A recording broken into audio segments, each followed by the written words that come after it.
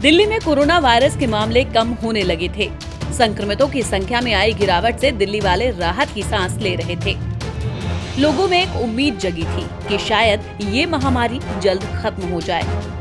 लेकिन अगस्त के आखिरी सप्ताह में जिस तरह से मामलों में तेजी से वृद्धि देखी गई, उससे लोगों की चिंता बढ़ गई है।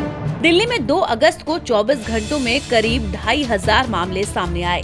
ऐसे में आइए जानते हैं कि दिल्ली में कोरोना के बढ़ते मामलों के पीछे क्या कारण हो सकते हैं।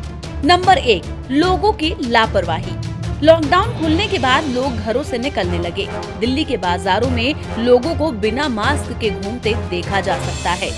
ज्यादातर लोग अब सोशल डिस्टेंसिंग का पालन भी नहीं कर रहे हैं। हाल ही में दिल्ली पुलिस ने मास्क न पहनने पर लगभग 1.9 लाख लोगों पर जुर्माना लगाया है। नंबर 2, कोरोना वायरस की टेस्टिंग।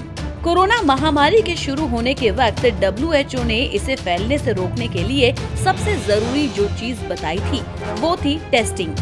दिल्ली में जुलाई के मध्य तक टेस्टिंग की संख्या काफी बढ़ चुकी थी। टेस्टिंग बढ़ने के साथ ही कोरोना के मामलों में कमी भी देखी गई। हालांकि अगस्त में टेस्टिंग में फिर से कमी देखी गई, जिसकी वजह से मामले बढ़ने फिर शुरू हो गए। नंबर 3, बाजार ऑफिसों का फिर से खुलना। अगस्त के महीने में दिल्ली के बाजार, ऑफिस और फैक्ट्री फिर से खुल गए।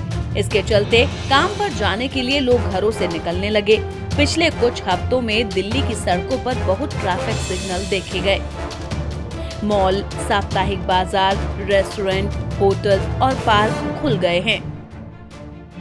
नंबर 4, बाहरी लोगों का आना। दिल्ली में कोरोना के बढ़ते मामलों के पीछे एक तर्क ये भी दिया जाता है कि दिल्ली के बाहर वाले यहाँ के अस्पतालों में इलाज कराने आ रहे हैं।